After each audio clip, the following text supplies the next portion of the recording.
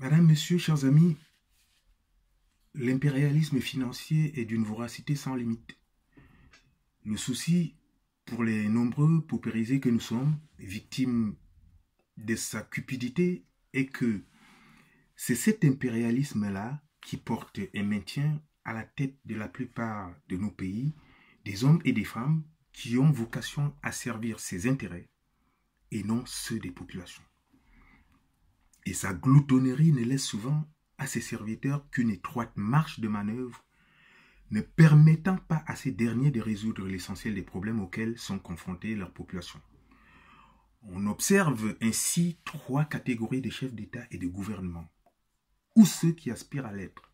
Premièrement, les nationalistes et révolutionnaires qui, le plus souvent, sont mis hors d'état de nuire aux intérêts de ce monde de la finance. Je peux vous en citer quelques-uns. Ruben Oumniobé du Cameroun, Thomas Sankara du Burkina Faso et tout récemment Laurent Gbagbo de Côte d'Ivoire, encore injustement incarcéré à La Haye. Deuxièmement, les serviteurs dociles qui se contentent des satisfecit des institutions financières de Bretton Woods en oubliant au passage une majorité de leur population. Dans ce registre, notre popole national et certains autres. Troisièmement, les plus réalistes, voire pragmatiques, indiscutablement patriotes, qui font l'effort d'exploiter au mieux, au bénéfice de leur pays et de leur population, la marge de manœuvre, fût-elle infinitésimale, que leur laisse l'oligarchie financière dominante. C'est le cas de Paul Kagame au Rwanda et de beaucoup d'autres. Chers amis, c'est l'esprit, voire le patriotisme avec lequel Paul Kagame gère son pays, que tous les Camerounais auraient voulu qu'il habitât ses successifs dirigeants. Il n'y a aucun compatriote qui ne le souhaiterait pas. Et pourtant, entre le désir et la pratique, il y a un abîme. Et c'est là tout le paradoxe de l'homme camerounais. Madame, Messieurs, bienvenue au 23e numéro de l'éveil des consciences, celui d'une radioscopie de la réélection de Paul Biya que nous avons nous-mêmes accompagné par inaction et torpeur, par tribalisme primaire, par égoïsme, par misérabilisme et par amateurisme. Ayons le courage, la lucidité et l'honnêteté, si nous en avons encore, de reconnaître que c'est nous, Camerounais, et non pas des gens venus de la planète Mars, qui avons aidé Paul Biya à se faire réélire par omission et torpeur. D'abord, nous ne nous sommes jamais bousculés pour nous inscrire sur les listes électorales. Même lorsque nous nous sommes inscrits, nous n'avons pas fait l'effort de nous déplacer pour aller voter. Nous avons aidé Paul Biya à se faire réélire par action, en passant notre temps à incendier les leaders de l'opposition qui ne sont pas de notre bord politique, voire de notre tribu.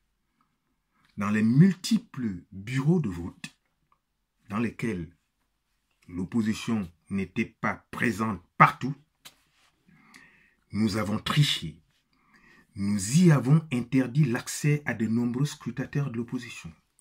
En les rudoyant parfois, nous avons falsifié les rapports, nous avons faussé la vérité des chiffres, en détournant certains votes, en oubliant beaucoup d'autres, en bourrant les urnes, en favorisant les votes multiples par les mêmes personnes, en faisant voter les morts au bénéfice du chef, parce que nos consciences apparaissent comme orphelines d'un idéal de valeur, cédant facilement aux sirènes du tribalisme, de la peur de l'autre, de celle du lendemain et de la corruption.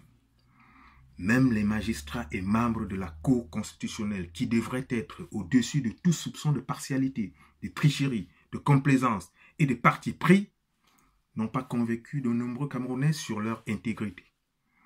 Notre participation à la réélection de Paul Biya a encore été plus visible chez nous.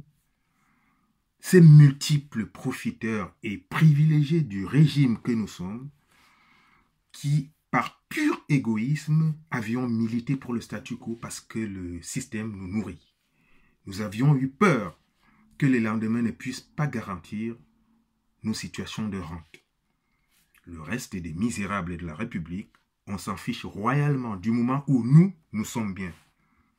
Nous, ces rentiers-là, du système ou non, ne sommes pas les plus nombreux, mais nous sommes suffisamment influents et malfaisants pour avoir été en mesure de ralentir ou d'enrayer la marche vers le changement, chacun dans sa sphère de compétences. L'exemple le plus symptomatique de l'égoïsme des aisés que nous sommes aura été sans aucun doute incarné par Samuel Eto'o-Fils, qui a d'ailleurs été, je crois, injustement lynché par de nombreux Camerounais, alors que sa déclaration avait eu le mérite de nous montrer en Mondovision notre vrai visage à tous, celui de notre égoïsme ravageur. Car, en traînant Eto'o dans la boue, nous nous attaquions à notre propre égoïsme, encore que notre Pichichi national, avec ses pieds et son cœur, a déjà donné au Cameroun et aux Camerounais beaucoup plus que certains d'entre nous. Et puis, pour terminer avec le cas d'Eto'o, il ne faut pas exagérer.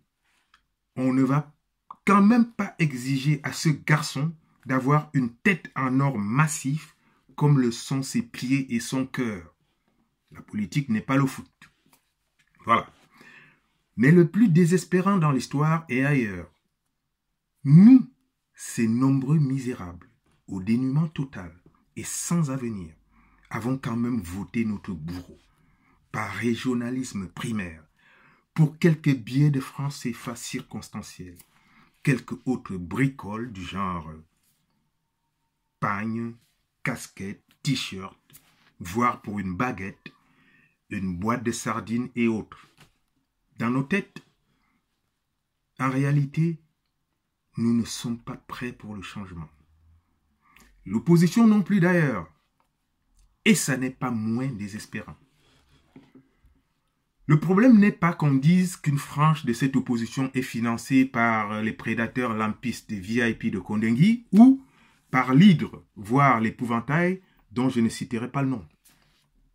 Ou qu'une autre frange soit à la solde du RDPC. Ce qui n'est pas toujours scientifiquement démontrable. Encore que la majorité au pouvoir est elle-même bénéficie régulièrement de certaines sources de financement dont la traçabilité n'est pas souvent connue de tous. Le souci, le vrai, est que dans cette opposition qui se réclame comme étant la vraie, nous n'avions pas fait le nécessaire pour rendre efficace notre action. Nous savions pertinemment que nous ne nous étions pas donné les moyens matériels, structurels et financiers pour évoluer dans la même cour que le RDPC et ses soutiens. Pourtant, nous nous y sommes aventurés quand même. De plus, sans véritablement nous bouger sur le terrain. Question d'être présent dans tous les coins et recoins du territoire. Nous avions fait beaucoup de bruit sur les réseaux sociaux et dans les meetings. C'est incontestablement important et prometteur. Mais le terrain, le porte-à-porte, l'idéologie sont irremplaçables, tout aussi efficaces, voire plus. Nous n'avions pas suffisamment réfléchi pour bâtir notre action autour d'une idéologie puissante et fédératrice. Comment prétendions-nous vouloir gagner une élection présidentielle en prenant le risque de venir affronter Paul Biya et ses alliés en rang dispersé? Comment? Même si les résultats ont été façonnés de telle sorte qu'on nous fasse penser que même réunis, toute l'opposition aurait échoué. Nous savons pertinemment que ces résultats ne sont pas l'expression véritable de la volonté populaire. Bon, même s'ils peuvent aussi être la conséquence du jeu de massacre auquel nous nous sommes livrés, oubliant au passage un adversaire qui nous est commun. Dans une espèce d'impréparation, voire de précipitation, comme mû par quelque chose que moi je n'arrive pas à identifier, nous sommes finalement apparus comme des amateurs, encouragés par des hordes de marabouts et d'apprentis sorciers, sévissant sur le net, prônant l'injure, la diffamation, le mensonge, la haine, la division, voire la guerre. Comment des Camerounais épris de paix n'allaient-ils pas prendre peur et aller trouver refuge chez Paul Biya, le diable qu'ils connaissent mieux? Face à ce spectacle désolant, j'ai même presque envie de dire qu'il n'y a pas d'opposition au Cameroun. Et je termine là-dessus. Nous apparaissons presque tous comme des aventuriers, sans foi ni loi, qui voulons revenir ou accéder à l'abreuvoir national, marchant frénétiquement sur les traces d'un ancien opposant, virtuose du yo-yo, connu comme un loup blanc, compte tenu du poste qu'il occupe dans la mangeoire gouvernementale. Une grave erreur que nous avons commise est d'avoir minimisé les forces de l'adversaire. Parce que, comme beaucoup d'autres de ses pairs, Paul Biya est soutenu, financé et parrainé par le monde de la finance. Pour vous donner une petite idée de cette puissance financière, une famille comme celle des Rothschild, dont on dit qu'elle fait partie de l'oligarchie financière dominante, a une fortune cumulée évaluée à un peu plus de 300 fois le budget annuel 2018 réévalué du Cameroun. Et ce n'est qu'une famille, entre autres. Vous voyez un peu l'affaire ou pas du tout? Sinon, je vais mieux vous expliquer. Paul Biya doit en grande partie son siège à ces gens-là et ne manque pas de leur renvoyer l'ascenseur, puisque c'est la contrepartie. Et aussi longtemps qu'il servira leurs intérêts, ces derniers le soutiendront en lui donnant toujours plus de moyens de garder son fauteuil ad vitam aeternam, s'il le faut. Ils ont les moyens d'acheter nos consciences à tous. Parce qu'ils ont compris que pour une place de chef, une promotion, une préservation d'un privilège, pour de l'argent, nous pouvons égorger nos frères et sœurs. Nous pouvons vendre père et mère, voire une partie ou la totalité de notre pays. C'est ce qui a donné au Cameroun un système politique concocté par leurs soins, via leurs conseillers de l'ombre.